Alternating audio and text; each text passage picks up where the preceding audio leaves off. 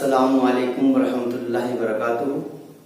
Students, اس سے پہلے آپ کو ہم 4 چیپٹر سلسلے وار بھیج چکے ہیں۔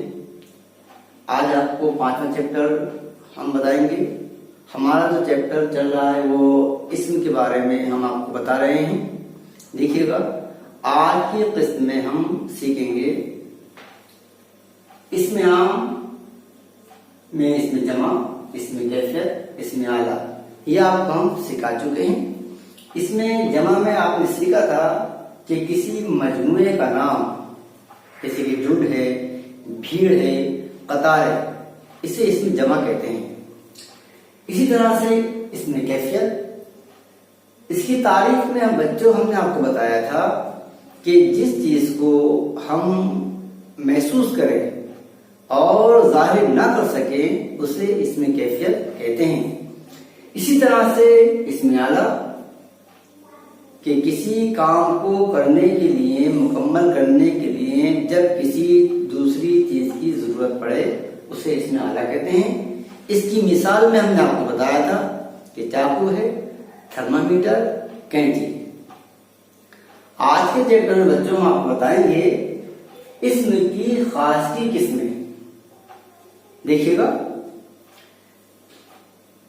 لسان الاصل، پہلا آپ دیکھیں گے لسان الاصل، پھر بابائے اردو، مسیح الملک۔ پہلا لکھا ہے لسان الاصل، یہ خطاب اکبر الہ آبادی صاحب کا تھا۔ دوسرا بابائے اردو مولوی عبدالحق صاحب کا تھا۔ اسی طرح سے مسیح الملک حکیم احمد صاحب کا تھا۔ تو یہ وہ خطاب ہیں جو حکومت کی طرف سے یا عوام کی طرف سے کسی خاص شخص کو دیے جائیں، اسے خطاب کہتے ہیں۔ تو یہ لسان الاصل، بابا اردو، مسیح الملک، یہ سب خطاب ہیں، اسے خطابات کہتے ہیں، یہ خطاب ہے۔ اسی طرح سے بچوں، پدم شری، پدم بھوشن، پدم ویر، آپ نے سنا ہوگا کہ ہم دیکھتے ہیں، آپ ٹی وی وغیرہ پہ دیکھتے ہوں گے کہ بھائی فلاں شخص کو پدم شری اپادھی سے نوازا گیا، یا پدم بھوشن اپادھی سے نوازا گیا، یا پدم ویر اپادھی سے نوازا گیا۔ تو جو خطاب عوام کی طرف سے، اس کی تعریف میں ہم لکھیں گے کہ جو خطاب عوام کی طرف سے کسی خاص شخص کو یا حکومت کی طرف سے کسی خاص شخص کو دیے جاتے ہیں اسے خطاب کہتے ہیں۔ اور خطاب کی شکل میں پدم شری، پدم بھوشن، پدم ویر، لسان اصل، بابائے اردو، مسیح الملک، یہ ہوئی خطاب کی تعریف۔ آگے بڑھیں گے بچوں، پہلے دیکھیے آپ، کلیم اللہ، مرزا نوشا، بہادر شاہ۔ سب سے پہلے ہم کلیم اللہ کی بات کریں گے۔ آپ نے سنا ہوگا کہ موسیٰ علیہ السلام اللہ سے کلام کیا کرتے تھے، اسی لیے موسیٰ علیہ السلام کو کلیم اللہ کہا جاتا تھا۔ مرزا نوشا، مرزا نوشا میں آپ دیکھیں گے کہ بابا اردو مرزا غالب صاحب کو مرزا نوشا کہا جاتا تھا۔ بہادر شاہ، مغلوں کے آخری بادشاہ سراج الدین صاحب کو بہادر شاہ کہا جاتا تھا۔ تو جو اس کی تعریف میں بچوں ہم سیکھیں گے کہ جو لقب کسی آدمی کی خوبی کی وجہ سے، کوئی ایسا لقب کہ کسی آدمی کی خوبی یا اس کی بزرگی کی وجہ سے اس کو کہا جاتا ہے، تو اس کو ہم کیا بولیں گے؟ لقب کہا جائے گا۔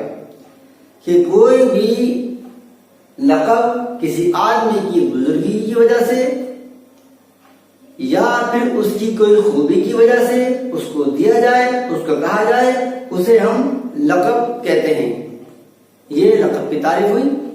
آگے بڑھیں گے بچوں۔ فخر الدین، منیر احمد اور شرافت۔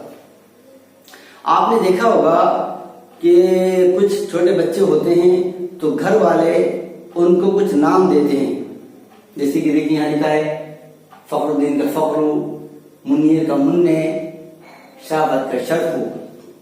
تو عام طور پہ بچوں کا ہم پپو، گڈو، منع، تو یہ نام جو پیار، اس کی تاریخ میں بچوں ہم سنیں گے کہ کچھ ایسے نام جو پیار محبت کی وجہ سے بچپن میں بولتے ہیں اور پھر بڑے ہونے کے بعد وہی نام اس کی پہچان بن جائے، اسے عرف کہتے ہیں۔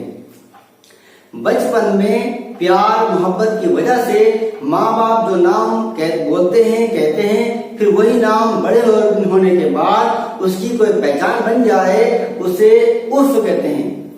اس کی مثال میں فخر الدین، آپ نے سنا ہوگا فخر کہتے ہیں، لیکن فخر اس کا نام نہیں ہوتا، نام تو اس کا فخر الدین ہے، لیکن بچپن میں پیار کی وجہ سے جو اس کا نام فخر ہے تو پھر اس کی پہچان فخر سے ہو گئی۔